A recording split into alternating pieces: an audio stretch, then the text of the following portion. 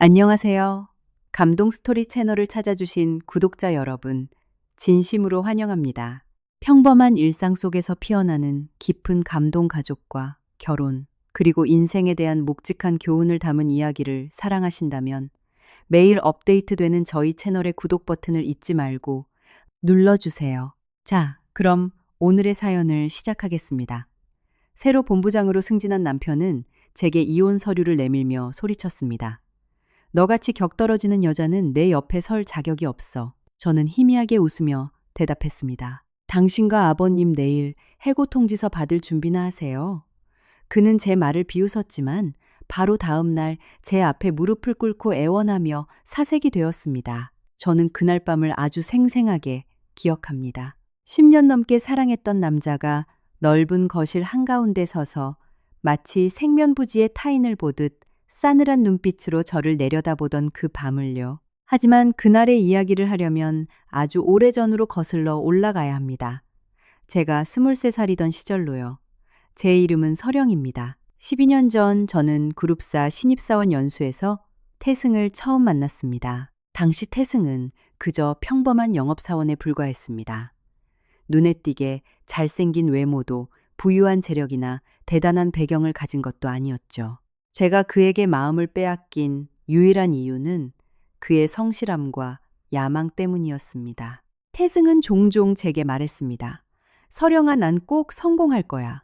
사회에서 내 자리를 찾고 내 능력을 증명해 보일 거야. 그때의 저는 순진하게도 발전하려는 의지가 있는 사람이라면 늘 곁을 지켜준 사람을 소중히 여길 줄 알 것이라 믿었습니다. 그래서 저는 제 청춘의 모든 진심을 바쳐 그를 사랑했습니다. 연애 초창기는 꽤나 궁핍했습니다. 두 사람의 월급을 합쳐도 생활비를 대기 빠듯했죠. 월말이면 통장 잔고가 몇만 원밖에 남지 않는 달도 허다했습니다. 저는 태승의 영업 접대비를 마련해주기 위해 매일 컵라면과 삼각김밥으로 끼니를 때웠습니다.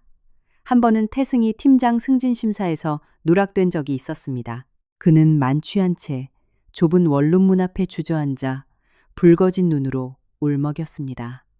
저는 밤새 그의 곁에 앉아 그의 한탄과 좌절 그리고 자책을 묵묵히 들어주었습니다. 다음 날 저 역시 출근을 해야 했지만 사랑하는 남자가 혹여나 나쁜 마음을 먹을까 두려워 뜬 눈으로 밤을 지새웠습니다. 그 시절 저는 단 한 번도 이해득실을 따지지 않았습니다.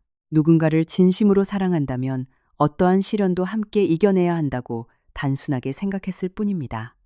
3년 뒤 우리는 결혼했습니다. 결혼식은 크지도 화려하지도 않았습니다. 저희 부모님은 평범한 소시민이었고 평생을 모은 돈으로 제게 작은 혼수를 마련해 주시는 게 전부였습니다. 반면 태승의 집안은 꽤 유복했습니다. 특히 그의 아버지 도진 부사장님은 저희가 다니는 대기업 그룹사의 고위 임원이셨죠. 첫 만남부터 저는 그의 눈빛에서 불쾌함을 읽을 수 있었습니다. 대놓고 말씀하시진 않았지만 그 눈빛만으로도 충분히 알 수 있었습니다. 아버님은 제가 아들의 짝으로 턱없이 부족하다고 여기셨습니다. 결혼식 날 하객들이 거의 다 돌아갔을 무렵 저는 우연히 아버님과 한 친척 어르신의 대화를 엿듣게 되었습니다. 아버님은 혀를 차며 말씀하셨죠. 애는 착한데 집안이 너무 기우네. 우리 태승이 앞길에 아무런 도움도 안 될 게야. 저는 문 뒤에 우두커니 서 있다가 조용히 발길을 돌렸습니다. 그 이야기를 태승에게 하지도 시아버지를 원망하지도 않았습니다. 시간이 모든 것을 증명해 줄 거라 믿었기 때문입니다. 제가 훌륭한 아내로 내조하며 잘 살아간다면 시댁 식구들도 언젠가 저를 인정해 주리라 생각했습니다. 하지만 제 착각이었습니다. 제가 아무리 발버둥 쳐도 그들 눈에 저는 그저 근본 없는 가난한 며느리일 뿐이었습니다. 그 후 몇 년 동안 태승의 커리어는 탄탄대로를 달렸습니다. 그에게 확실히 능력이 있기도 했지만 그룹사 임원인 아버지의 배경도 한몫을 했죠.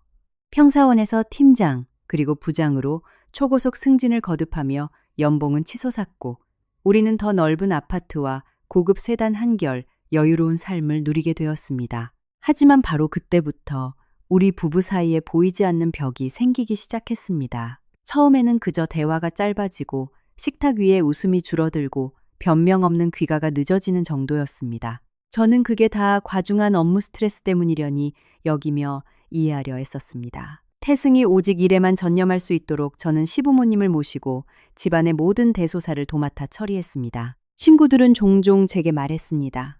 서령아, 넌 너무 많은 걸 희생하고 있어. 저는 그저 웃어 넘겼습니다. 그때까지만 해도 저는 가족이란 누구 하나가 손해를 따지는 곳이 아니라 함께 노력하는 안식처라고 굳게 믿었으니까요. 하지만 시간이 흐를수록 저를 향한 태승의 눈빛이 변해간다는 것을 인정할 수밖에 없었습니다. 과거의 따뜻함이나 존중은 온데간데 없고 제 얼굴을 볼 때마다 귀찮고 짜증난다는 기색이 역력했습니다. 어느 날 제가 무슨 안 좋은 일 있어? 라고 묻자 태승은 퉁명스럽게 쏘아붙였습니다. 이것저것 캐묻지 마. 피곤하니까. 그러고는 방으로 팽하니 들어가 버렸죠. 저는 주방에 홀로 서서 도대체 언제부터 우리가 이토록 남보다 못한 사이가 되어버린 건지 스스로에게 물었습니다. 그러던 어느 날 태승에게 가장 큰 낭보가 날아들었습니다. 그가 그룹의 핵심 지사를 총괄하는 최연소 본부장으로 발탁된 것입니다. 발령 공지가 난 날 시댁은 축제 분위기였습니다. 시어머니는 사방팔방 친척들에게 전화를 돌리며 자랑하기 바빴고 시아버지는 끊임없이 걸려오는 축하 전화를 받으며 한박 웃음을 지으셨습니다. 모두가 태승의 앞날이 창창하다며 그의 능력을 칭송했죠. 저 역시 진심으로 기뻤습니다. 그가 이 기회를 얼마나 오랫동안 갈망해 왔는지 누구보다 잘 알았으니까요. 그날 저는 집에서 그가 가장 좋아하는 소갈비찜과 여러 요리를 직접 준비하며 성대한 저녁 식사를 차렸습니다. 태승이 집에 돌아오면 아내와 함께 웃으며 식사를 할 거라 기대했습니다. 어쩌면 힘들었던 지난날들을 회상하며 항상 곁에 있어줘서 고마워라며 저를 따뜻하게 안아줄지도 모른다고 상상했습니다. 하지만 현실은 제 기대와는 철저히 달랐습니다. 밤늦게 돌아온 태승의 몸에서는 독한 위스키 냄새가 진동했습니다.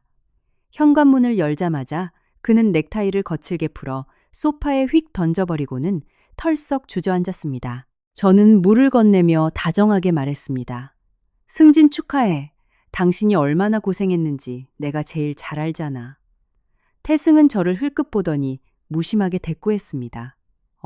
그것이 끝이었습니다. 거실에는 어색한 침묵만이 맴돌았습니다. 저는 맞은편에 앉아 어떻게 대화를 이어가야 할지 몰라 망설였습니다. 잠시 후 그의 스마트폰이 울렸고 화면에는 여성의 이름이 떴습니다. 그는 다급하게 폰을 집어들고 베란다로 나가 오랫동안 통화를 나눴습니다. 다시 거실로 돌아온 그의 입가에는 미소가 번져 있었습니다. 제가 아주 오랫동안 받아보지 못했던 바로 그 미소였습니다. 그날 밤 남편의 옆에 누워 있었지만 저는 단 한숨도 자지 못했습니다. 닿을 듯한 거리였지만 우리는 마치 서로 다른 우주에 존재하는 것 같은 아득한 거리감이 느껴졌습니다. 며칠 뒤 태승의 변화는 더욱 노골적으로 변했습니다. 그는 최고급 맞춤 정장을 사들이기 시작했고 상류층 인사들과의 파티나 골프 모임을 입에 달고 살았습니다. 권력과 재력을 가진 자들의 세계에 흠뻑 취해 있었죠. 제가 그의 건강을 염려해 조금 쉬면서 일하라고 조언할 때면 그는 불쾌한 기색을 숨기지 않으며 비웃듯 말했습니다. 네가 경영이나 비즈니스에 대해 뭘 안다고 그래. 그 한마디는 저를 멍하게 만들었습니다. 예전에는 경력의 중요한 기로마다 제게 먼저 의견을 구하던 사람이었으니까요. 그런데 이제는 저의 진심 어린 걱정조차 성가신 잔소리로 취급하고 있었습니다. 그날 밤 저는 화장대 거울 앞에 서서 제 모습을 한참 동안 바라보았습니다. 화장기 없는 얼굴, 질끈 묶은 머리수수하고 평범한 옷차림의 35세 여성. 문득 제 자신이 정말 지루하고 보잘것없는 사람으로 변해버린 건 아닌지 자문하게 되었습니다. 태승의 찬란한 성공이 저를 그의 화려한 새 인생에 어울리지 않는 초라한 존재로 만들어버린 걸까요? 하지만 저는 곧바로 그 나약한 생각을 떨쳐냈습니다. 우리가 함께 헤쳐온 10년이 넘는 세월이 있었으니까요. 저는 그 끈끈한 정이 그리 쉽게 부서지지 않을 거라 믿었습니다. 다만 그때의 저는 알지 못했습니다. 제 옆에 누운 남자의 마음속에는 이미 거대한 폭풍이 일고 있었고 그 폭풍이 제가 10년 넘게 쌓아 올린 결혼 생활을 송두리째 날려버릴 만큼 파괴적이라는 사실을요. 본부장 발령 일주일 뒤 태승은 강남의 최고급 5성급 호텔에서 성대한 취임 축하 파티를 열었습니다. 훗날 제 기억 속에 영원히 박혀버린 바로 그 파티였습니다. 그곳의 화려함 때문이 아니라 제가 사랑했던 남자의 추악한 민낯을 처음으로 목도한 날이었기 때문입니다. 아침 일찍부터 시어머니의 전화가 걸려왔습니다. 수화기 너머로 잔뜩 들뜬 목소리가 들렸습니다. 서령아, 오늘 저녁엔 제발 격식 좀 차려서 입고 와라. 그룹 고위 임원들이 다 모이는 자리야. 우리 집안 얼굴에 먹칠하지 말고. 저는 잠시 침묵하다가 짧게 대답했습니다. 네, 어머니. 어머님은 곧장 전화를 끊어버렸습니다. 단 한마디의 안부도 고생한다는 위로도 없었습니다. 그분의 눈에 저는 단 한 번도 어엿한 며느리였던 적이 없었고 그저 이 집에 얹혀 사는 이방인일 뿐이었습니다.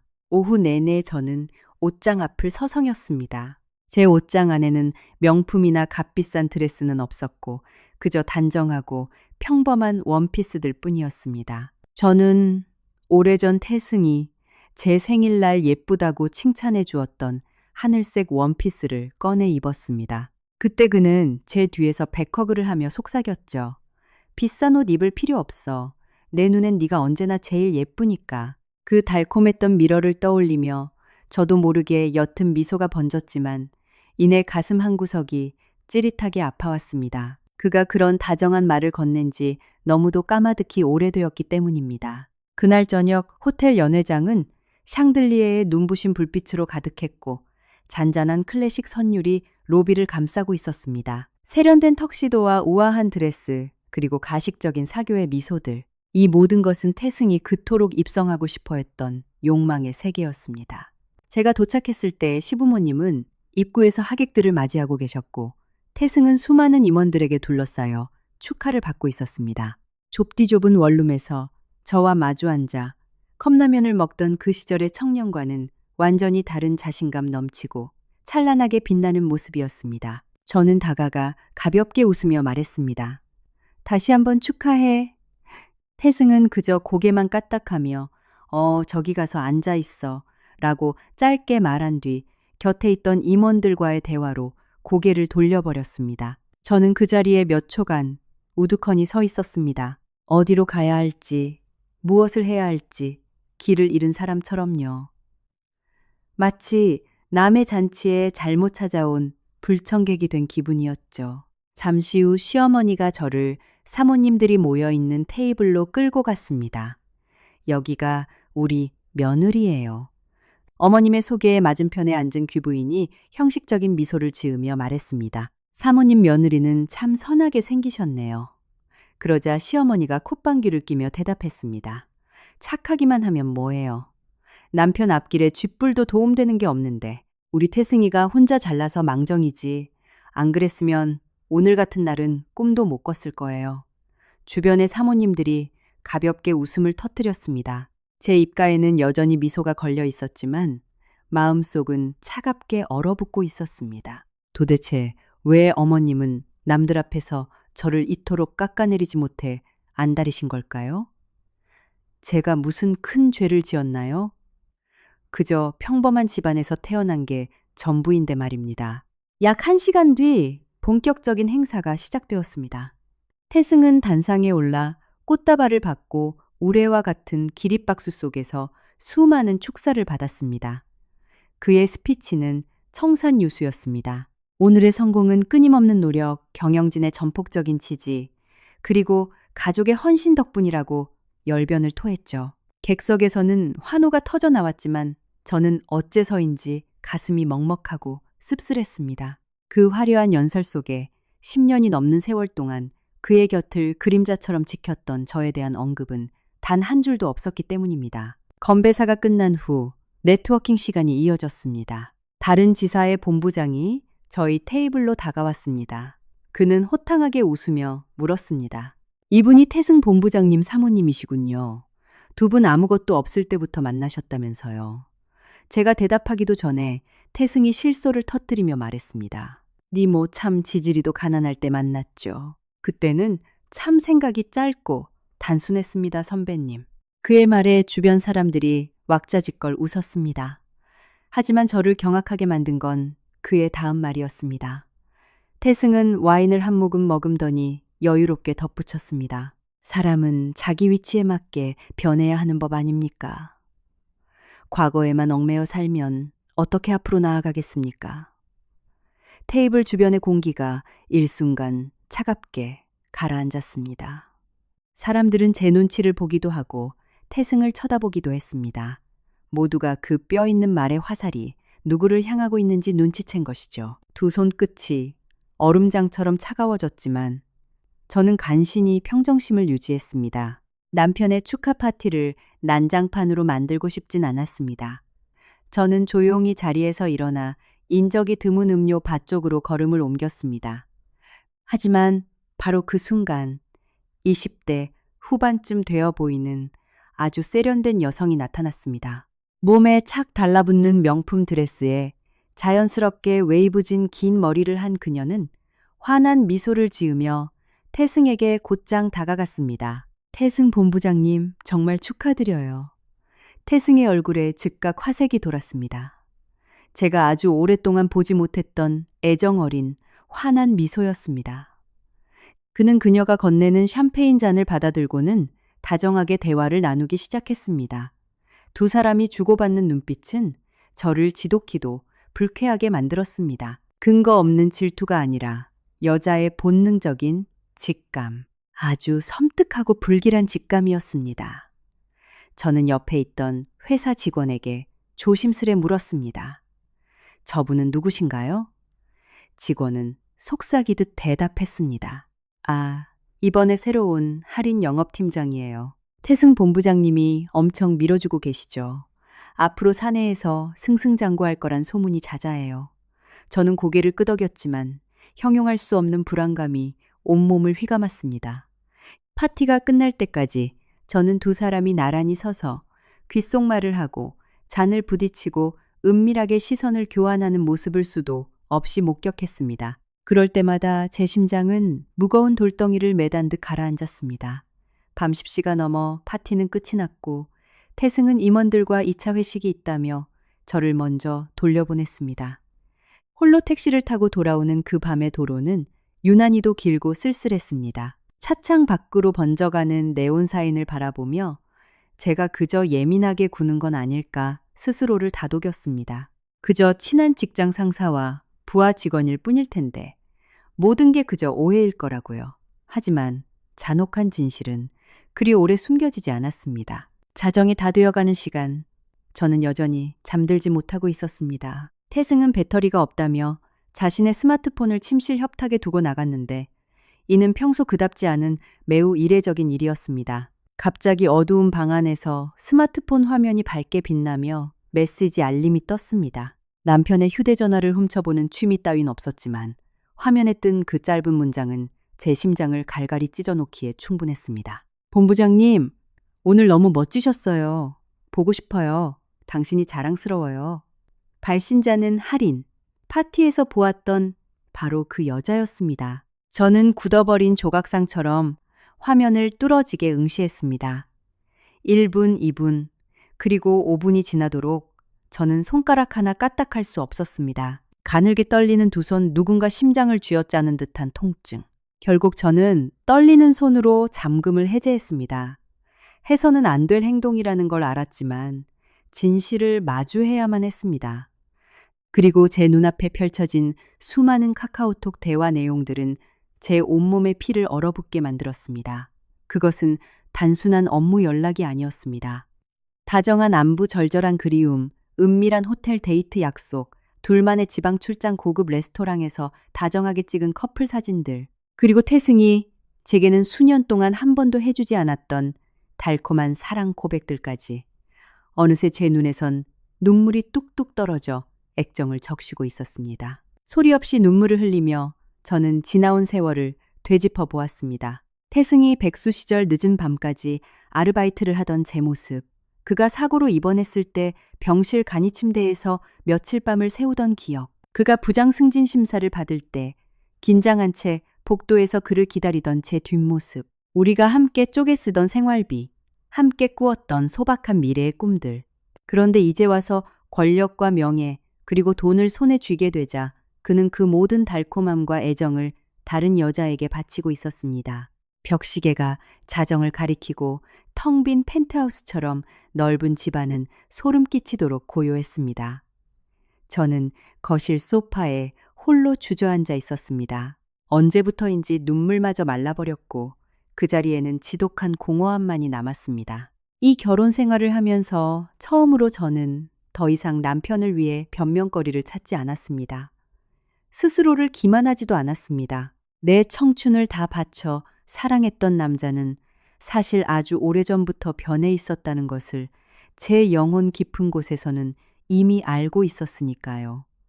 그저 그 잔인한 진실을 직면할 용기가 부족했을 뿐이었습니다.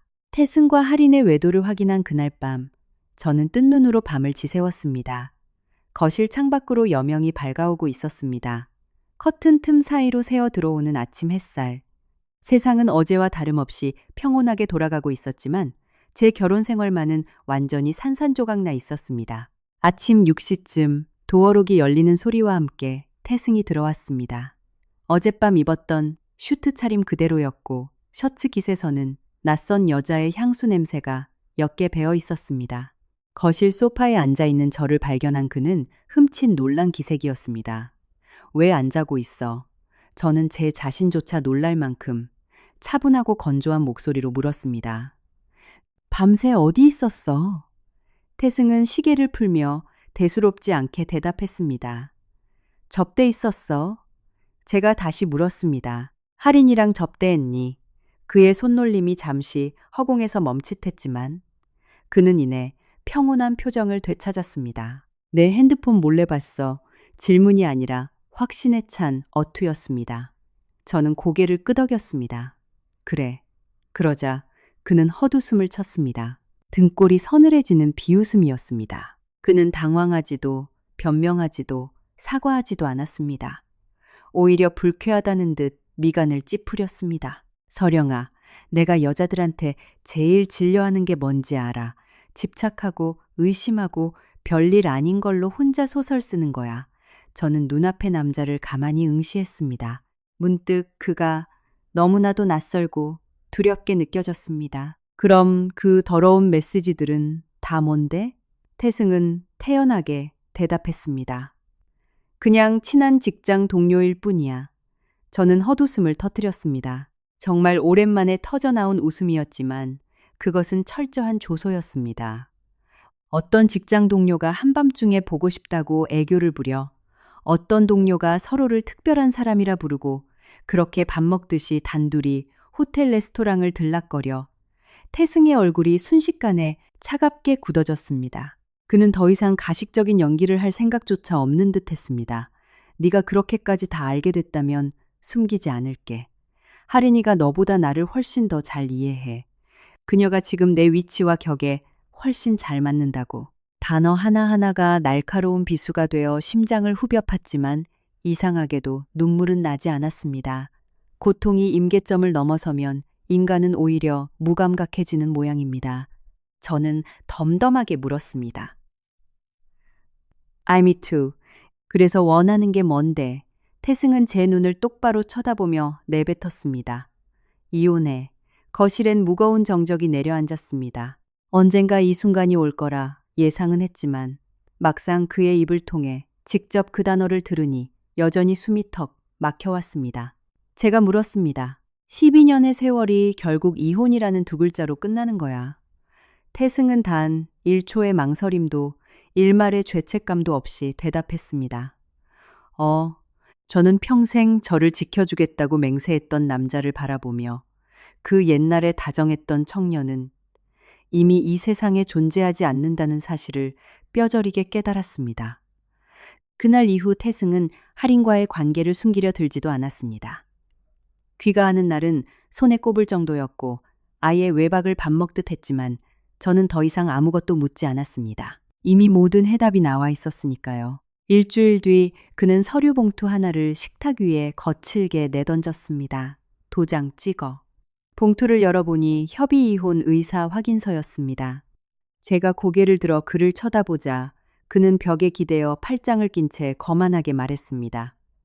빨리 찍는 게 서로 시간 낭비 안 하고 좋잖아. 저는 차분하게 말했습니다. 생각할 시간 좀 줘. 그래도 10년을 넘게 부부로 살았는데.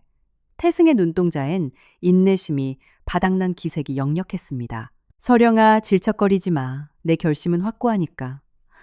저는 바로 도장을 찍지 않았습니다. 그에게 미련이 남아서가 아니라 도대체 무엇이 사람을 이토록 괴물로 변하게 만들었는지 그 끝을 보고 싶었기 때문입니다. 하지만 태승 측은 제게 시간을 허락하지 않았습니다. 다음 날 도진 부사장님이 전화를 걸어왔습니다. 그의 목소리는 얼음장처럼 차가웠습니다. 서령아, 태승이 말로는 네가 아직 도장을 안 찍었다더구나. 저는 대답했습니다. 네 생각할 시간이 필요해서요. 시아버지는 제 말을 매몰차게 잘랐습니다. 생각은 무슨 생각? 네 주제를 알면 조용히 물러나야지. 네 것도 아닌 자리에 억지로 매달려 구질구질하게 굴지 마라. 저는 스마트폰을 꽉 쥐었습니다. 한때 저를 며느리라 불렀던 분의 입에서 나올 수 있는 말이라곤 믿기지 않았습니다. 하지만 그게 끝이 아니었습니다. 그날 저녁 시어머니가 다짜고짜 집으로 찾아왔습니다. 어머님은 현관에 들어서자마자 소파에 털썩 주저앉아 표독스러운 얼굴로 저를 쏘아보았습니다. 너 언제까지 우리 태승이 발목 잡고 늘어질 작정이니? 제가 고개를 들며 말했습니다. 어머니, 전 누구의 발목도 잡은 적 없습니다. 시어머니는 코웃음을 쳤습니다. 발목 잡는 게 아니면 당장 도장 찍어. 아니면 뭐니? 남편이 본부장 달고 잘 나가니까 콩고물이라도 더 떨어질까봐 아쉬워서 그러니. 그 말에 저는 말문이 막혔습니다.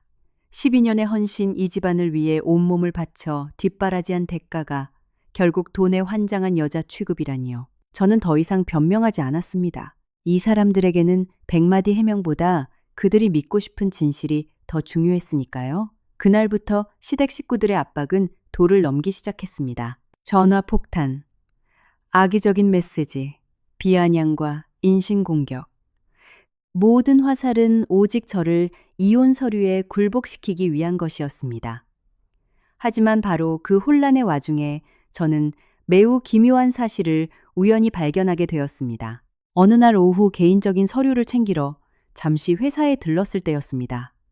재무팀 사무실 앞을 지나가던 중 직원 2명의 은밀한 대화가 제 귓가에 맴돌았습니다. 곧 대대적인 내부 감사가 뜬대. 진짜 이번엔 고위급 임원들 엮인 굵직한 계약건들 다 턴다던데.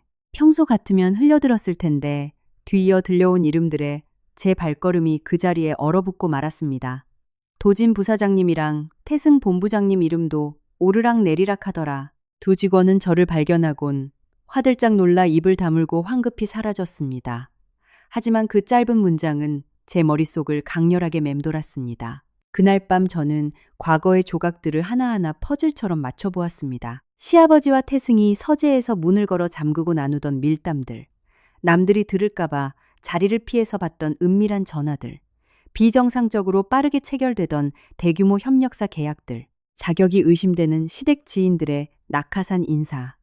예전엔 그들을 전적으로 신뢰했기에 아무 의심 없이 넘겼던 일들이었습니다. 하지만 이제 씌워져 있던 모든 콩깍지가 벗겨지자 세상이 다르게 보이기 시작했습니다. 며칠 뒤 저는 태승의 서재를 정리하던 중 책상 서랍 깊숙한 곳에 숨겨진 서류철 하나를 발견했습니다. 처음엔 그냥 두려했지만 겉면에 적힌 협력사 계약건이라는 글씨가 제 시선을 사로잡았습니다. 서류철을 열어보니 내부에는 다수의 계약서, 사본과 자필 메모들이 빼곡했습니다. 읽으면 읽을수록 소름이 돋았습니다. 페이퍼 컴퍼니로 의심되는 정체불명의 협력사들, 통상적인 시장가보다 터무니없이 부풀려진 대금 지급 내역, 그리고 무엇보다 충격적인 것은 이 모든 비정상적인 계약의 이면에는 도진 부사장님의 측근과 지인들이 얽혀 있다는 사실이었습니다. 저는 전문 회계사는 아니었지만 대기업 비즈니스 생태계를 아주 잘 알고 있었습니다.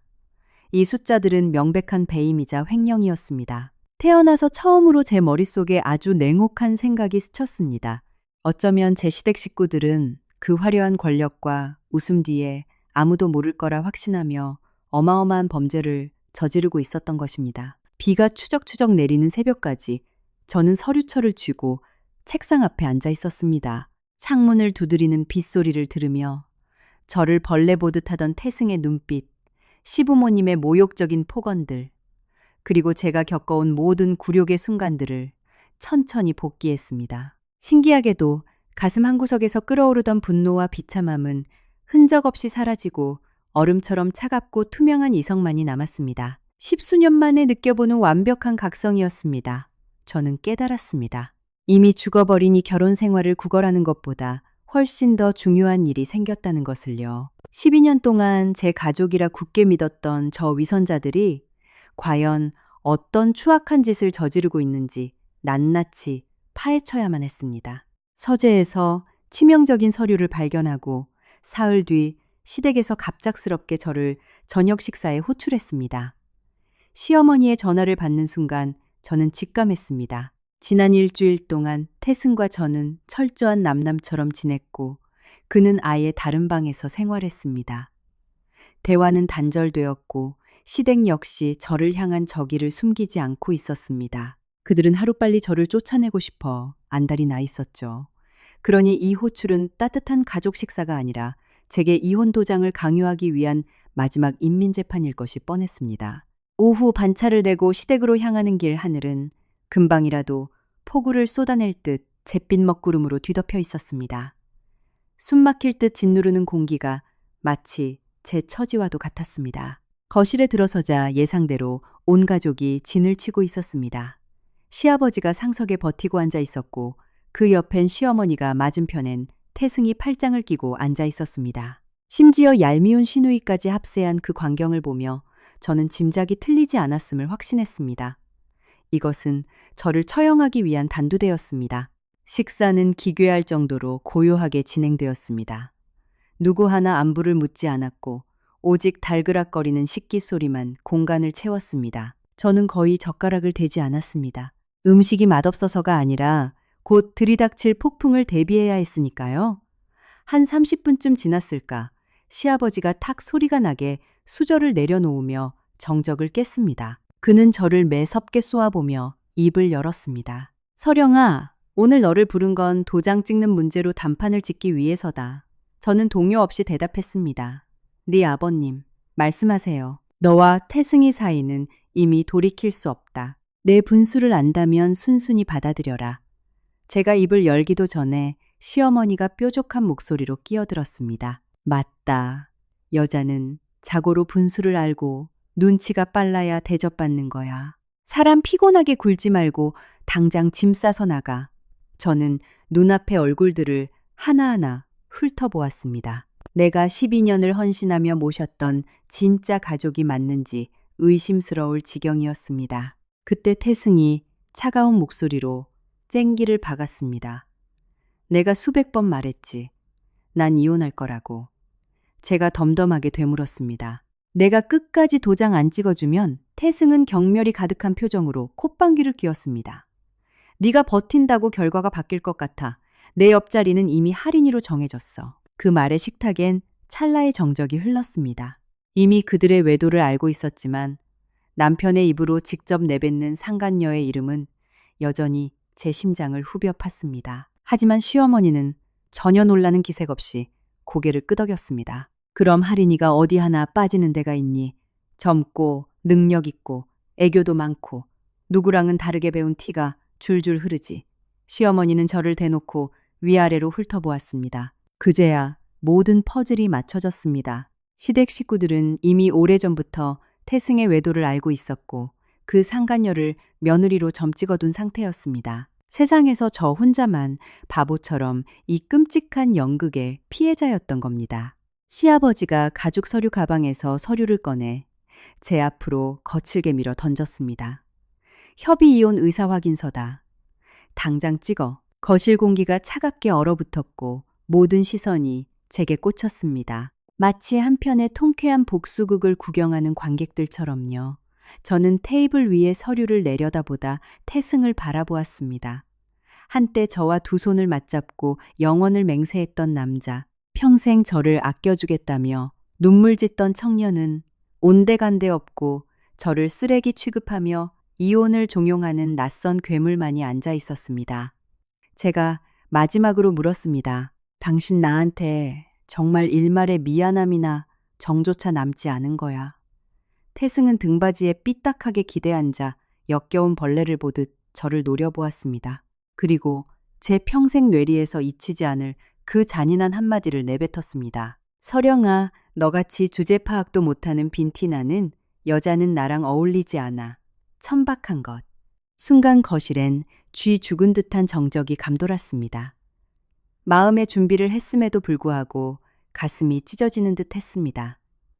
천박한 것. 10년이 넘는 세월 동안 제가 목숨처럼 사랑했던 남자가 저를 부르는 호칭이었습니다. 지독한 가난 속에서도 불평 한마디 없이 곁을 지켜줬고 그가 좌절할 때마다 일으켜 세워주었으며 자신의 성공이 온전히 제 덕분이라 눈물 흘리던 사람이 이제는 세상에서 가장 모욕적인 단어로 저를 난도질하고 있었습니다. 시어머니가 가장 먼저 실소를 터뜨렸고 시누이도 킥킥거리며 웃기 시작했습니다.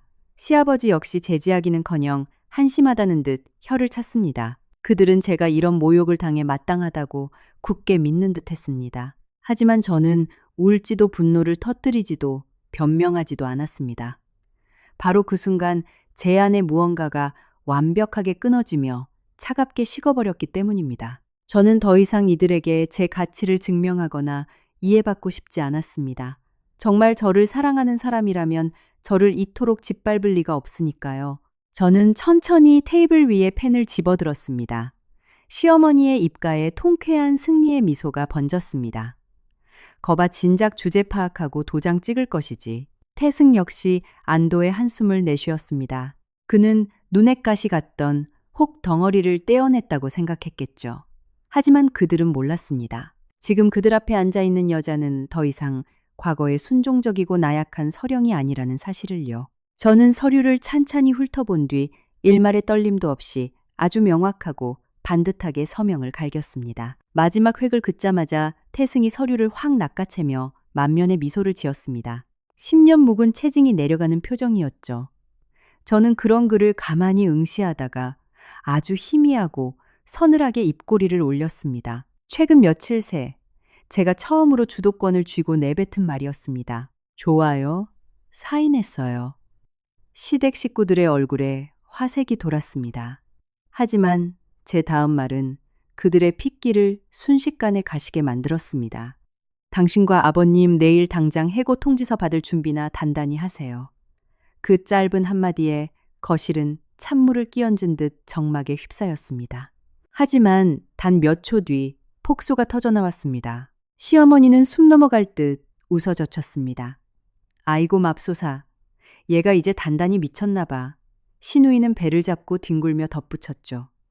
새언니 이혼당하더니 멘탈이 나갔나 보네. 소설 쓰세요. 태승 역시 비릿한 웃음을 흘리며 저를 한심하다는 듯 쳐다보았습니다. 서령아, 넌 대체 네가 무슨 소릴 짓거리는지나 알고 떠드는 거야. 저는 눈 하나 깜빡하지 않고 대답했습니다. 그럼 아주 잘 알고 있지. 시아버지가 불쾌한 기색을 숨기지 않으며 위압적으로 호통을 쳤습니다. 네가 도대체 멋이 관대. 그딴 망발을 짓거리는 게냐. 고작 말단 직원 나부랭이가 나를 건드릴 수 있을 거라 생각해. 저는 철저히 이성을 잃은 그들을 보며 침착하게 시선을 거두었습니다. 지금 당장 어떤 말을 한들 저 오만한 인간들은 제 말을 믿지 않을 테니까요. 태승은 어깨를 으쓱하며 조롱했습니다. 이혼이 사람을 아주 돌게 만드는군. 내일 법원에 서류 낼 테니까 이제 내 인생에서 영원히 꺼져. 저 역시 자리에서 천천히 일어났습니다. 거실을 꽉 채운 한때 나의 우주였고 가족이었던 사람들의 얼굴을 마지막으로 눈에 담았습니다. 그리고 차갑게 내뱉었습니다. 당신들 말이 맞아. 오늘부로 우리는 남보다 못한 사이니까. 저는 뒤도 돌아보지 않고 현관문을 열고 나섰습니다. 등 뒤로는 여전히 저를 향한 멸시 어린 비웃음 소리가 쏟아지고 있었습니다. 그들은 제 경고를 완전히 무시했고 미친 여자의 발악쯤으로 여겼습니다. 그들 눈에 저는 그저 빈털터리로 쫓겨나는 불쌍한 이혼녀이자 쥐뿔도 없는 며느리에 불과했으니까요. 하지만 그들은 상상조차 못했습니다. 제가 그 집 문턱을 넘어서는 순간 운명의 거대한 톱니바퀴가 잔혹하게 맞물려 돌아가기 시작했다는 것을요. 그리고 아주 머지않아 지금 저를 비웃고 있는 저 거만한 인간들이 뼛속 깊이 깨닫게 될 거라는 사실을 말입니다. 때로는 침묵하는 자가 힘이 없어서가 아니라 아직 진짜 패를 꺼내지 않았을 뿐이라는 진리를요. 시댁에서 도장을 찍고 나온 그날 밤, 저는 태승과 함께 살던 강남의 주상복합 아파트로 돌아가지 않았습니다. 대신 차를 몰아 한남동 유엔빌리지에 위치한 최고급 빌라로 향했습니다. 파라고 그곳은 태승은 물론 시댁 식구, 그 누구도 존재조차 모르는 철저히 저만의 프라이빗한 공간이었습니다. 고급 세단이 입구에 들어서자 보안 요원들이 즉각 허리를 굽혀 깍듯하게 인사했습니다. 저는 가볍게 묵례를 하고 전용 엘리베이터에 올랐습니다. 펜트하우스 층에서 문이 열리자 한강의 야경이 한눈에 내려다 보이는 거대하고 웅장한 공간이 펼쳐졌습니다. 저는 구두를 벗고 천천히 테라스로 걸어 나갔습니다. 끝없이 펼쳐진 서울의 불빛들이 마치 은하수처럼 반짝이며 황홀한 장관을 연출하고 있었습니다. 하지만 저는 지난 10년이 넘는 세월 동안 이곳에 머문 적이 거의 없었습니다. 오직 태승의 아내로서, 가난한 시댁의 며느리로서 헌신하는 삶에 제 모든 것을 걸었으니까요. 그때 스마트폰이 울렸습니다. 화면에 뜬 이름은 표집사. 전화를 받자 수화기 너머로 묵직하고 정중한 중년 남성의 목소리가 들려왔습니다. 아가씨, 상황은 어떻게 되셨습니까? 저는 씁쓸하게 미소 지으며 대답했습니다. 드디어 끝을 냈어요. 표집사님. 표집사는 짧은 한숨을 쉬며 말했습니다. 제가 예전부터 말씀드리지 않았습니까? 그 집안 사람들은 아가씨의 고귀한 희생을 받을 자격조차 없는 자들이라고요. 저는 멀리 반짝이는 불빛들을 응시하며 담담히 답했습니다. 저도 알고 있었는지 몰라요. 하지만 누군가를 온 마음을 다해 사랑하게 되면 제 진심이 언젠가는 그들에게 가닿을 거라 멍청하게 믿고 싶어지거든요. 현실은 전혀 그렇지 않다는 걸 뼈저리게 배웠지만요.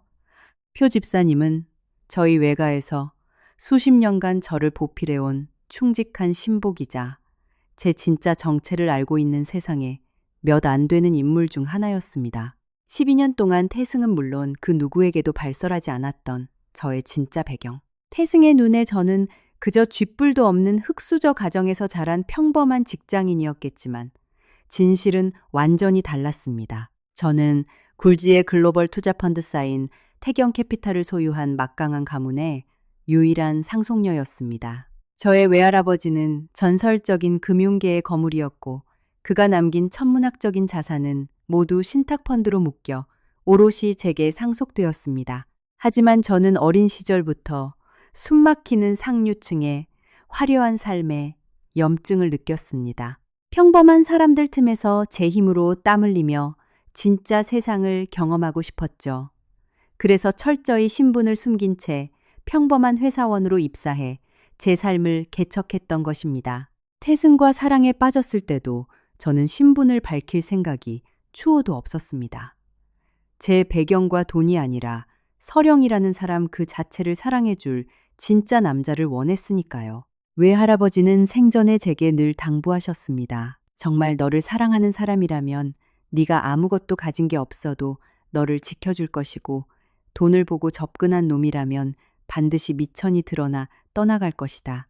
그때는 그저 노인네의 기우라 여겼지만 할아버지의 통찰력은 소름 끼치도록 정확했습니다.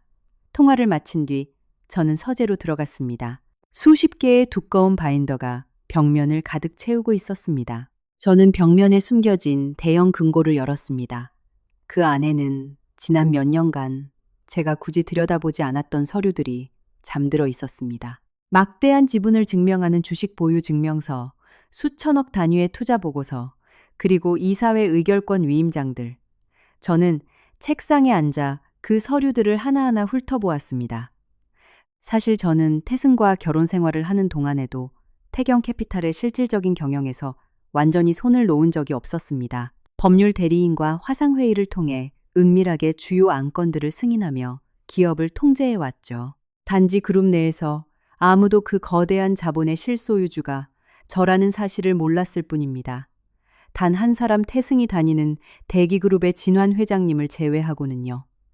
태경캐피탈은 대기그룹의 최대 주주 중 하나로 그룹의 중대한 경영권 향방을 쥐락펴락할 수 있는 막강한 지분을 보유하고 있었습니다. 저는 그 엄청난 권력을 단 한 번도 태승의 출세에 이용하지 않았습니다. 남편이 철저히 자신의 실력만으로 공정하게 성장하길 바랐으니까요. 하지만 태승은 자신이 이룬 모든 것이 온전히 제 잘난 덕분이라 착각하며 오만에 빠져버렸습니다. 스마트폰이 다시 울렸습니다. 이번엔 대기그룹의 총수 진환 회장님이었습니다. 전화를 받자 그의 낮고 위험 있는 목소리가 들렸습니다. 서령아 보고는 받았다. 이혼한다는 게 사실이냐? 저는 희미하게 웃었습니다. 회장님 귀에 들어가는 속도는 여전히 무섭게 빠르시네요. 네 위치가 위치인데 내가 모를 리가 있겠니? 회장님은 혀를 차며 덧붙였습니다. 내가 몇 번이나 경고하지 않았느냐? 태승, 그놈 네가 생각하는 것만큼 맑은 놈이 아니라고. 저는 눈앞에 펼쳐진 서류들을 쓸어내렸습니다. 제가 사랑이라는 감정에 눈이 멀어 너무 자만했었나 봅니다. 잠시 침묵하던 회장님이 본론을 꺼냈습니다. 그래서 어떻게 할 작정이냐? 저는 태승의 책상 서랍에서 빼내온 그 추악한 비리가 담긴 서류처를 펼쳤습니다. 비정상적인 거래 대금과 의심스러운 계좌 내역들을 응시하며 입을 열었습니다. 회장님, 이번에 진행되는 내부 감사 말입니다. 꽤 깊숙이 파헤치고 계신가 보죠. 진환 회장님의 목소리가 단번에 날카로워졌습니다. 네가 그건을 어떻게 아는 거냐? 조금 알고 있죠. 어쩌면 회장님께서 파악하신 것보다 제가 훨씬 더 치명적인 팩트를 쥐고 있을지도 모르고요. 저는 태승의 서재에서 찾아낸 페이퍼 컴퍼니 정황, 도진 부사장과 얽힌 지인들의 낙하산 계약, 그리고 부풀려진 예산 횡령의 디테일을 조목조목 읊었습니다. 전화기 너머 공기가 얼어붙는 것이 고스란히 느껴졌습니다. 마침내 회장님이 무겁게 입을 뗐습니다. 네 말이 전부 사실이라면 이건 그룹 전체의 명운이 걸린 심각한 사안이다. 증거는 완벽합니다. 내게 바라는 처분이 무엇이냐? 저는 비 내리는 밤하늘을 멍하니 바라보며 오랫동안 침묵하다 대답했습니다. 억울한 희생자는 없어야겠지만 회사를 좀먹은 쓰레기들은 철저하게 죗값을 치러야죠. 그게 비즈니스의 기본 원칙 아닙니까? 회장님은 헛웃음을 쳤습니다. 참으로 네 외할아버지를 빼다 박았구나. 저도 작게 미소 지었습니다. 그분의 피가 흐르니까요. 전화를 끊은 뒤 저는 텅 빈 펜트하우스 거실 한가운데 홀로 남겨졌습니다.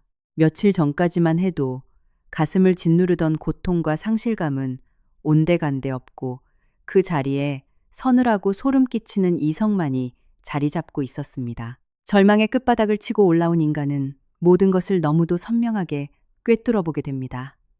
저는 노트북을 열어 태경 캐피탈의 인트라넷 시스템에 접속했습니다. 모니터 위로 쏟아지는 방대한 재무제표와 분석 리포트들, 모든 데이터가 하나의 진실을 가리키고 있었습니다. 제 의심은 100% 사실이었습니다. 태승뿐만 아니라 고상한 척하던 시아버지 도진 부사장 역시 이 거대한 부패 커넥션의 핵심 주동자였습니다. 저는 의자에 깊숙이 기대앉아 눈을 감았습니다. 어젯밤 저를 향해 징그러운 벌레를 보듯 쏟아내던 태승의 경멸 어린 눈빛, 격떨어지는 빈티 나는 여자라며 조롱하던 그의 음성, 그리고 시댁 식구들의 소름 끼치는 폭소가 뇌리를 스쳤습니다. 만약 한 달 전에 저였다면 저는 그 모욕에 피눈물을 흘리며 어떻게든 그를 붙잡으려 애썼을 겁니다. 하지만 지금 제 가슴에 남은 건 오직 깊은 연민뿐이었습니다.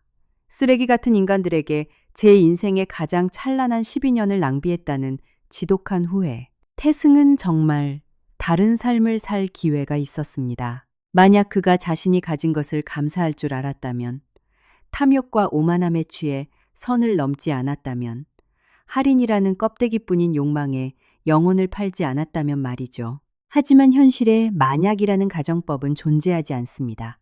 저는 눈을 번쩍 뜨고 수석 변호사에게 전화를 걸었습니다. 신호음이 2번 울리기도 전에 그가 전화를 받았습니다. 서령 대표님, 저는 한치의 흔들림 없는 목소리로 지시했습니다. 내일 아침 일찍 이사회 소집 서류 완벽하게 세팅해 두세요. 사냥을 시작할 겁니다. 알겠습니다. 대표님. 전화를 내려놓자 통유리 창밖으로 번쩍이는 번개와 함께 장대비가 도시를 집어삼킬 듯 쏟아지기 시작했습니다. 저는 차갑게 젖어 들어가는 서울의 야경을 바라보며 나지막이 중얼거렸습니다. 태승아, 너와 네 아버지가 누리던 그 알량한 권력의 끝이 이제 코앞으로 다가왔어. 다음 날 아침, 저는 평소보다 일찍 눈을 떴습니다. 간밤의 거친 폭우는 언제 그랬냐는 듯 그쳐 있었고 맑게 갠 하늘 아래 눈부신 아침 햇살이 창문을 넘어 들어왔습니다. 저는 창가에 서서 바쁘게 출근하는 사람들의 행렬을 한참 동안 내려다보았습니다. 그리고 오늘이 태승과 그의 가족이 누려온 헛된 영광이 철저히 박살나는 첫날이 될 것임을 직감했습니다. 오전 7시 30분, 검은색 마이바흐가 대기그룹 본사 VIP 주차장에 부드럽게 미끄러져 들어갔습니다. 제가 그룹 본사에 직접 모습을 드러낸 것은 수년 만의 일이었습니다. 늘 대리인을 통하거나 화상으로만 경영에 참여해 왔기에 회사 내에서 제 얼굴을 아는 사람은 극소수에 불과했습니다. 1층 로비의 보안 요원들은 제가 누군지도 모른 채 기계적으로 고개를 숙였습니다. 저는 임원 전용 엘리베이터에 탑승했습니다.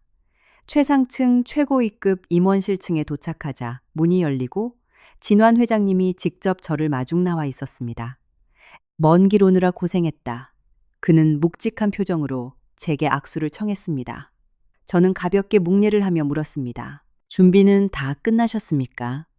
회장님은 고개를 끄덕였습니다. 이사회가 이미 대기 중이다. 저는 그의 안내를 받으며 대회의실로 향했습니다. 그룹의 가장 치명적이고 중대한 결정들이 내려지는 무거운 공기가 감도는 공간이었습니다.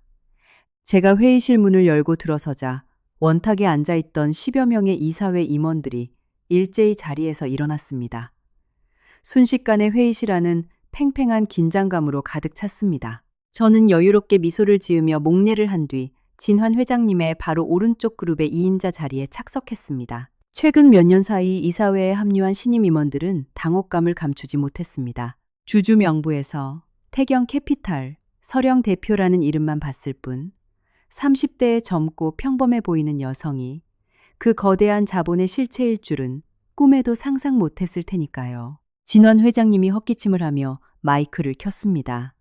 자, 회의를 시작하겠습니다. 오늘 안건은 최근 진행된 내부감사의 최종 보고 및 심각한 경영윤리 위반 사태에 관한 건입니다. 정면에 설치된 대형 스크린에 수십 장의 기밀 서류들이 띄워졌습니다.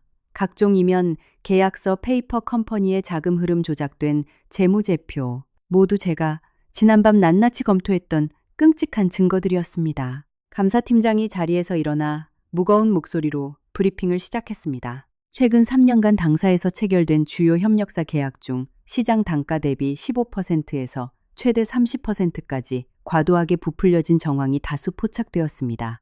특히 해당 협력사들의 실소유주를 추적한 결과 당사 고위 임원들의 친인척 및 최측근과 직접적으로 연관된 페이퍼 컴퍼니로 밝혀졌습니다. 이사회 임원들 사이에서 웅성거리는 소리와 함께 충격에 빠진 시선들이 교차했습니다.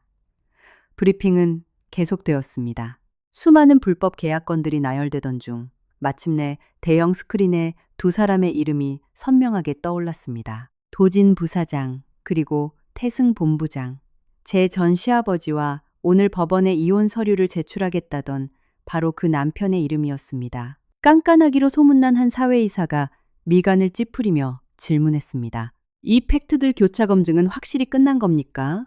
감사팀장이 단호하게 대답했습니다. 수차례 크로스 체크를 마쳤습니다. 결제 라인에 자필 서명과 직인 횡령 자금이 흘러간 계좌 내역까지 완벽하게 확보했습니다.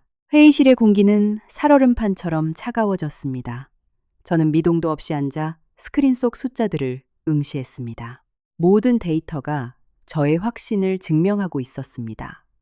저는 사람을 잘못 보지 않았습니다. 지난 세월 제가 그의 더러운 뒤치다꺼리를 하며 커리어를 내조할 때 그는 그 알량한 권력을 이용해 자신의 주머니를 채우고 회사를 갉아먹고 있었던 겁니다. 잠시 후 진환 회장님이 저를 향해 시선을 돌렸습니다. 서령 대표 주요 주주로서 의견이 있습니까?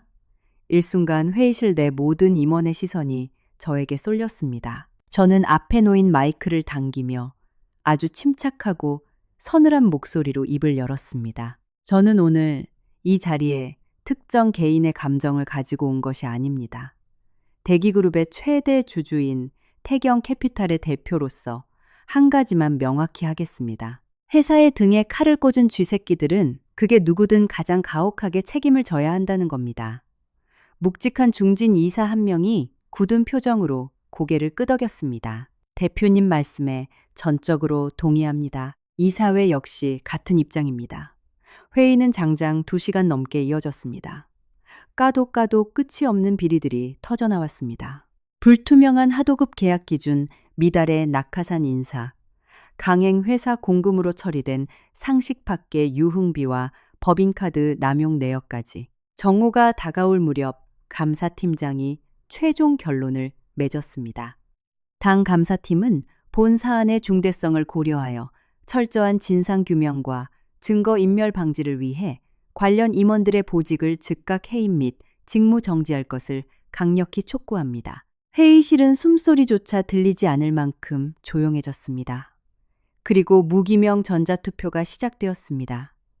모니터에 집계된 결과는 만장일치 압도적이었습니다. 태승 본부장 직무 정지, 도진 부사장 직무 정지, 전면적인 검찰 고발 검토. 바로 그 순간 저는 묘한 감정에 휩싸였습니다. 복수에 성공했다는 짜릿함이나 쾌감이 아니었습니다. 그저 뼛속 깊이 스며드는 지독한 허탈감과 슬픔이었습니다. 만약 그들이 분수를 알고 이 미친 탐욕을 멈췄다면 일이 이 지경까지 오지는 않았을 텐데. 진환 회장님이 제게 조심스레 물었습니다. 두 사람에게 미리 통보할 기회를 주겠나?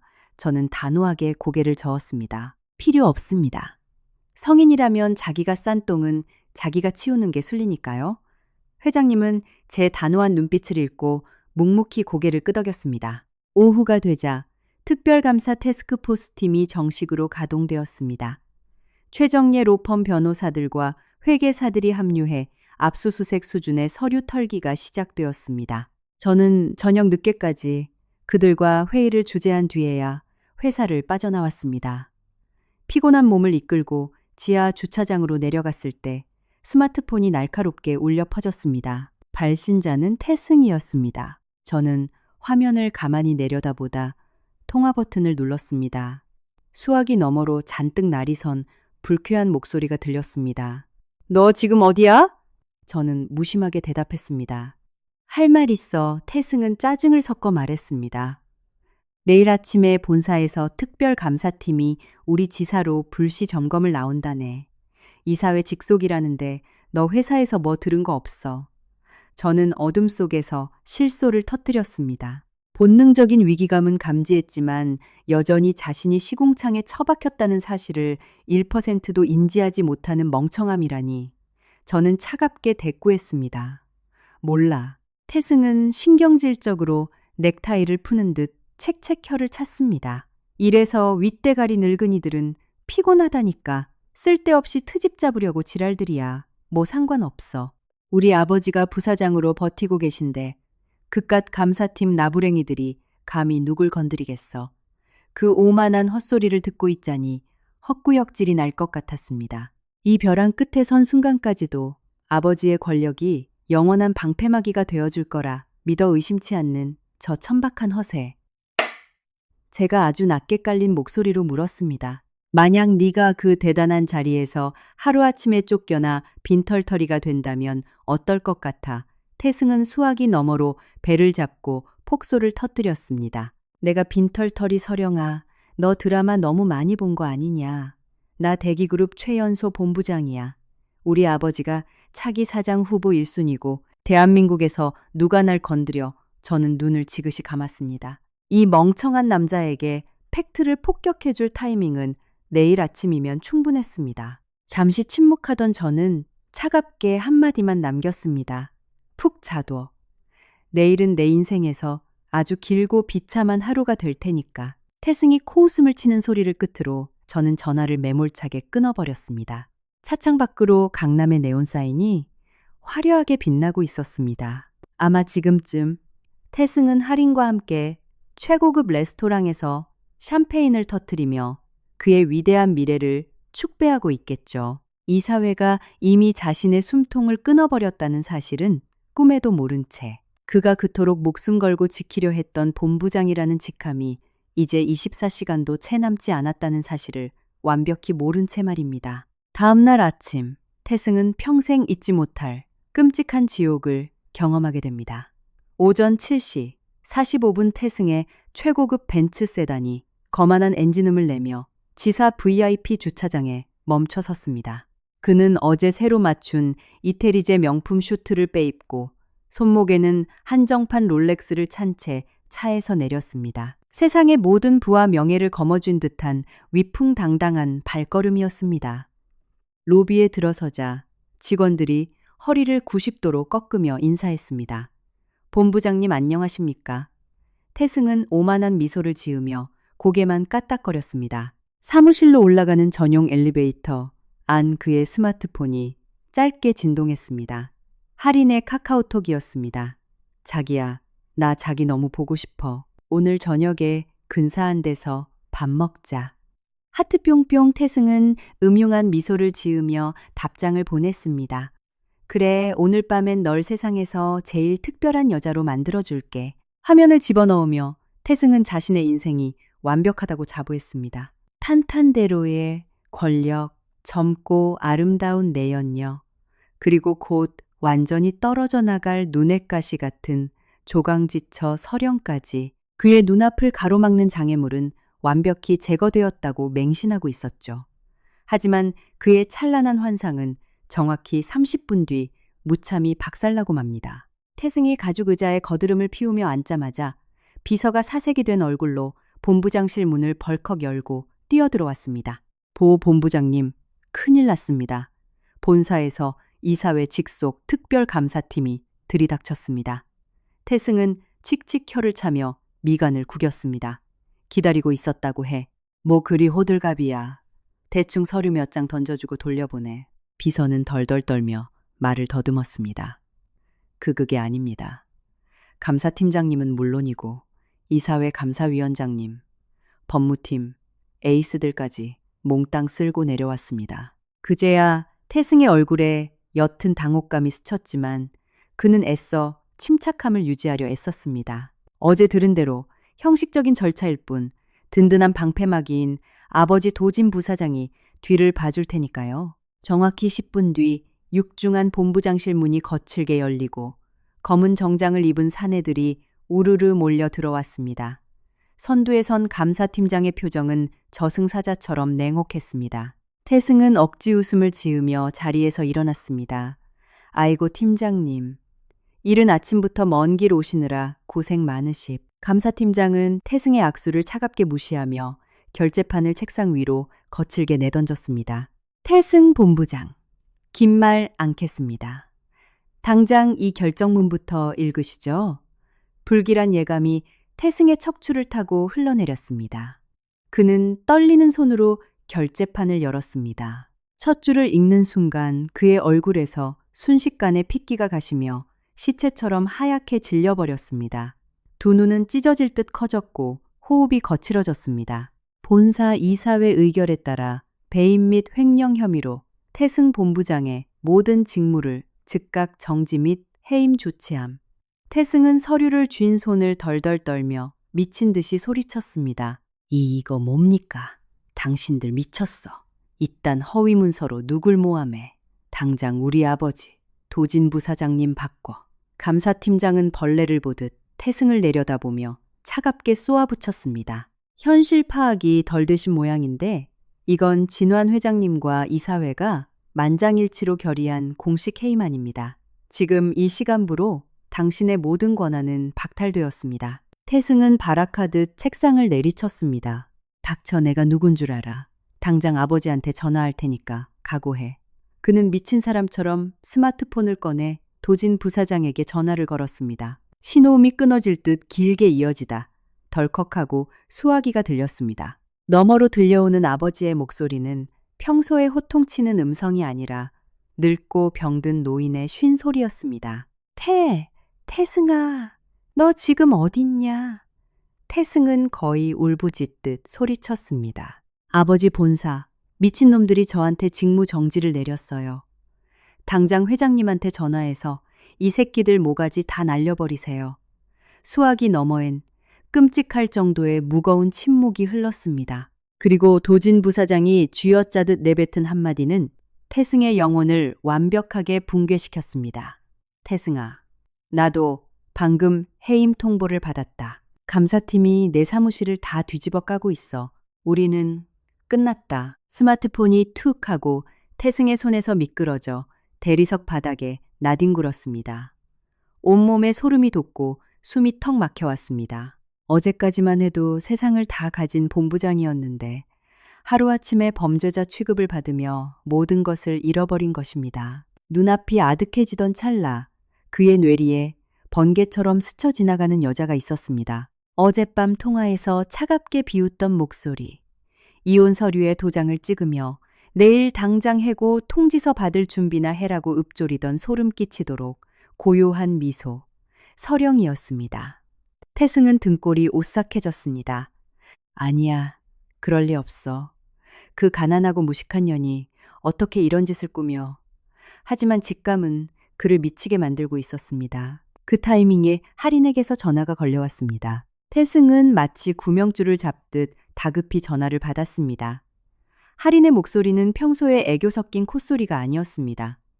오빠, 나 방금 사내 인트라넷 공지 봤어. 배임 횡령, 직무, 정지. 이거 도대체 무슨 일이야? 태승은 식은땀을 흘리며 더듬거렸습니다. 할인아. 오해야. 금방 해결될 거야. 내가 누구야 금방 뒤집을 수 있어. 하지만 할인은 차갑게 코웃음을 쳤습니다. 상황 파악 못해. 이사회에서 대놓고 사법 처리한다고 공지 띄웠잖아. 오빠 당분간 나한테 연락하지 마. 나까지 감사팀에 불려가기 싫으니까. 뚜뚜뚜. 할인은 가차없이 전화를 끊어버렸습니다. 태승은 텅 빈 본부장실 한가운데 주저앉아 짐승처럼 절규했습니다. 모든 권력과 돈 쾌락이 신기루처럼 증발해버린 순간이었습니다. 그날 오후 태승은 반쯤 정신이 나간 상태로 아버지의 사무실이 있는 본사로 내달렸습니다. 부사장실의 광경은 참혹했습니다. 도진 부사장은 초점 잃은 눈으로 소파에 널브러져 있었고 감사팀 직원들이 서류와 하드디스크를 박스에 쓸어 담고 있었습니다. 한때 그를 신처럼 받들던 임원들은 철저히 그를 투명 인간 취급하며 시선을 피했습니다. 태승은 아버지 옆에 주저앉아 고개를 푹 숙였습니다. 권력에 기생하던 부자의 말로는 너무나도 비참하고 초라했습니다. 그때 복도를 지나가던 재무팀 직원들의 쑥덕거리는 소리가 태승의 귀에 날아와 꽂혔습니다. 이번에 우리 그룹 최대 주주인 태경 캐피탈 대표가 직접 칼을 뽑았다며 진한 회장님도 벌벌 떠는 엄청난 VIP라던데. 맞아. 근데 웃긴 게 그 빽빽한 이사회에서 그 대단한 대표님이 직접 도진 부사장이랑 태승 본부장 목을 날려버리라고 지시했대. 태승의 심장이 미친 듯이 요동치기 시작했습니다. 태경 캐피탈의 대표. 내가 왜 그 대단한 사람의 타깃이 된 거지. 그때 과거의 파편들이 폭풍처럼 그의 머릿속을 강타했습니다. 시댁의 멸시 속에서도 단 한 번도 기죽지 않던 서령의 초연함. 비참한 상황에서도 항상 누군가를 위해서 내려다보는 듯했던 그 서늘한 기품. 이혼 서류를 던졌을 때조차 동요 하나 없이 펜을 들던 모습. 태승은 숨을 헐떡이며 부정했습니다. 말도 안 돼. 절대 그럴 리가 없어. 하지만 그의 몸은 이미 공포에 질려 사시나무 떨듯 떨리고 있었습니다. 운명의 다음 날 오후 삼시 진한 회장님이 주재하는 공식 해임 통보 이사회가 소집되었습니다. 무거운 침묵이 짓누르는 대회의실. 태승과 도진 부사장은 죄인처럼 고개를 푹 숙인 채 말석에 찌그러져 있었습니다. 하루 만에 두 사람은 폭삭 늙어버린 듯 초췌했습니다. 덜컥 무거운 회의실 문이 열리고 누군가 안으로 들어섰습니다. 구두굽 소리가 또각또각 회의실을 울렸습니다. 태승이 무심코 고개를 든 순간 그의 두 눈은 경악으로 튀어나올 듯 커졌습니다. 그곳엔 완벽하게 세팅된 최고급 슈트를 입고 범접할 수 없는 아우라를 내뿜으며 걸어 들어오는 서령이 있었습니다. 진환 회장님이 자리에서 벌떡 일어나 깍듯하게 예우하며 상석으로 그녀를 안내했습니다. 서령 대표님 오셨습니까? 회의실 안에 모든 임원들이 기립해 허리를 숙였습니다. 태승의 심장은 멈춰버린 듯 했습니다. 입이 떡 벌어져 턱관절이 아플 지경이었죠. 서령아. 태승이 귀신이라도 본 사람처럼 넋이 나가 헛소리를 흘리자 진환 회장님이 매서운 눈빛으로 그를 노려보며 호통을 쳤습니다. 입 다물지 못해 감히 어느 안전이라고 그따위 망발을 짓거리는 거냐. 회장님은 장례를 정돈한 뒤 마이크를 잡고 엄숙하게 선언했습니다. 모두 주목해 주십시오. 오늘 이 자리에 참석하신 분은 우리 대기그룹의 최대 주주이자 지주사인 태경캐피탈의 서령 대표님이십니다. 그 순간 태승과 도진 부사장의 머릿속에 핵폭탄이 터졌습니다. 도진 부사장은 눈을 뒤집으며 의자에서 굴러 떨어질 뻔했고 태승은 전신이 마비된 듯 사시나무 떨듯 떨며 턱을 다물지 못했습니다. 12년 동안 자신들이 쥐뿔도 없는 흙수저라 멸시하고 짓밟았던 며느리가 사실은 이 거대한 그룹을 쥐락펴락하는 진짜 주인이었다니. 태승은 과거 서령에게 토해냈던 자신의 폭언들이 떠올라 혀를 깨물고 싶어졌습니다. 주제 파악도 못하는 빈티나는 여자, 천박한 것, 그 오만방자했던 말들이 거대한 부메랑이 되어 그의 숨통을 끊어놓고 있었습니다. 서령은 상석에 앉아 그들을 벌레만도 못한 시선으로 차갑게 내려다보았습니다. 감사팀장이 다시 한번 조목조목 비리 내역을 낭독했고 만장일치 회의만이 공식 의결되었습니다. 태승과 도진 부사장은 단 한마디의 변명도 하지 못하고 형장의 이슬처럼 처참하게 잘려나갔습니다. 회의가 끝나고 사람들이 썰물처럼 빠져나갔습니다. 서령이 서류를 챙겨 자리에서 일어났을 때 태승이 사색이 된 얼굴로 헐레벌떡 다가왔습니다. 서령아, 내 말 좀 들어봐. 이건 뭔가 단단히 오해가. 서령은 차가운 얼음 같은 눈빛으로 태승을 쳐다보았습니다. 잃어버린 쓰레기는 다시 줍지 않는 주의라서 내 눈앞에서 꺼져. 서령은 매몰차게 뒤돌아 회의실을 빠져나갔습니다. 텅 빈 회의실에 주저앉은 태승과 도진 부사장은 자신들이 얼마나 무서운 사자를 건드렸는지 그제야 뼈저리게 깨달았습니다. 지옥 같은 일주일이 지났습니다. 태승의 삶은 완벽하게 박살났습니다. 그를 떠받들던 동료들은 전화조차 피했고 횡령 혐의로 경찰 조사까지 받아야 할 처지에 놓였습니다. 도진 부사장 역시 재산 가압류를 당하며 길거리에 나앉을 위기에 처했죠. 하지만 태승에게 가장 큰 절망을 안겨준 건 그가 모든 걸 바쳐 선택했던 할인이었습니다. 며칠 뒤 태승은 지푸라기라도 잡는 심정으로 회사 로비를 찾아갔습니다. 할인이 퇴근하는 모습을 발견하고 달려갔지만 그녀의 팔짱을 끼고 있는 남자는 태승의 앙숙이었던 다른 지사의 라이벌 본부장이었습니다. 태승이 핏대를 세우며 소리쳤습니다. 너 지금 뭐 하는 짓이야? 할인은 가소롭다는 듯 코웃음을 치며 태승을 위아래로 훑어보았습니다. 태승 오빠, 현실 파악 좀 해. 내가 미쳤다고 범죄자의 백수논팽이 뒷바라지하게 생겼어. 난 내 미래를 책임져줄 능력 있는 남자가 필요할 뿐이야. 오빠같이 주제 파악 못하는 빈티나는 남자는 이제 질렸어. E.T.100 I. 과거 태승이 서령에게 내뱉었던 그 똑같은 저주가 할인의 입을 통해 태승의 심장에 비수처럼 꽂혔습니다. 태승은 그 자리에 주저앉아 짐승처럼 울부짖었습니다. 그날 밤 태승은 완전히 미쳐버린 몰골로 아버지와 함께 태경캐피탈 본사로 찾아갔습니다. 로비에서 무릎을 꿇고 몇 시간을 빌고 또 빈 끝에 간신히 서령의 집무실로 불려 들어갈 수 있었습니다. 화려한 강남의 야경이 내려다 보이는 초호화 집무실. 서령은 가죽 소파에 다리를 꼬고 앉아 차갑게 그들을 내려다보고 있었습니다. 문을 열자마자 태승과 도진 부사장은 바닥에 엎드려 싹싹 빌기 시작했습니다. 서령아, 내가 미쳤었어. 제발 한 번만, 딱 한 번만 용서해줘. 내가 그동안 다 잘못했어. 태승은 체면이고 뭐고 없이 눈물 콧물을 흘리며 서령의 바짓가랑이를 잡으려 애썼습니다. 도진 부사장 역시 바닥에 이마를 쭈트며 애원했습니다. 아가, 이 못난 시아버지를 용서해다오. 내 눈이 삐어서 널 몰라보고 그 험한 소리를 했구나.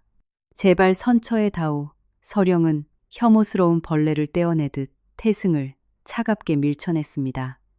그리고 등골이 서늘해지는 목소리로 조용히 입을 열었습니다. 당신들이 가장 착각하고 있는 게 뭔지 알아. 내가 분노한 건 당신의 얄팍한 불륜이나 시댁의 거지 같은 텃세 때문이 아니야. 태승이 덜덜 떨며 고개를 들자 서령은 태승의 두 눈을 똑바로 응시하며 비수 같은 말을 내리꽂았습니다.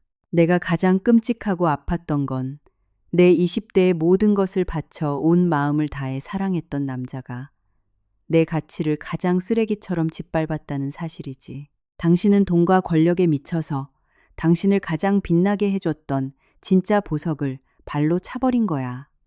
이제 평생을 구더기처럼 기어다니면서 후회해. 그게 당신들이 치러야 할 때가니까. 서령의 완벽하고도 냉혹한 선언에 태승은 숨이 막혀 바닥에 엎드린 채 오열했습니다.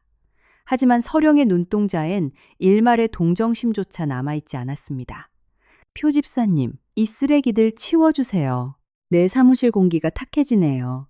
보안 요원들이 들이닥쳐 짐승처럼 울부짖는 태승과 도진 부사장을 질질 끌고 나갔습니다. 닫히는 문틈 사이로 태승의 처절한 비명소리가 멀어졌습니다. 그 후 이혼 절차는 일사천리로 마무리되었습니다. 저는 미련 없이 서류에 도장을 찍고 법원을 나섰습니다. 태승은 횡령 혐의로 구속되어 철창 신세를 졌고 도진 부사장 일가는 막대한 징벌적 배상금을 물고 알거지가 되어 야반도주하듯 서울을 떠났다는 소문만 들려왔습니다. 하지만 그들의 비참한 결말은 제게 더 이상 어떠한 감흥도 주지 못했습니다. 저는 매일 아침 펜트하우스 발코니에서 쏟아지는 찬란한 태양을 맞이하며 진짜 제 삶을 살아가고 있습니다. 태경 캐피탈의 대표로서 당당하게 글로벌 시장을 호령하며 저의 진정한 가치를 증명해 나가고 있죠. 때때로 23살 삼각김밥을 먹으며 사랑 하나에 울고 웃었던 그 순수했던 서령이가 떠오르면 옅은 미소를 짓곤 합니다. 그 시절의 상처가 없었다면 지금의 찬란하게 빛나는 다이아몬드 같은 제 자신을 결코 발견하지 못했을 테니까요. 진정한 복수는 그들을 짓밟는 것이 아니라 그들 없이도 완벽하게 눈부신 제 삶을 살아가는 것입니다. 오늘의 사연은 여기까지입니다. 긴 시간 함께 해주시고 공감해주신 구독자 여러분께 진심으로 감사드립니다. 우리네 인생에 숨겨진 깊은 감동과 카타르시스를 전하는 감동 스토리 채널. 가시기 전에 구독과 좋아요, 알림 설정 부탁드리며 내일도 더 흥미진진하고 가슴 시원한 사연으로 찾아뵙겠습니다. 여러분 모두 늘 건강하시고 행복한 하루 보내시길 바랍니다. 감사합니다.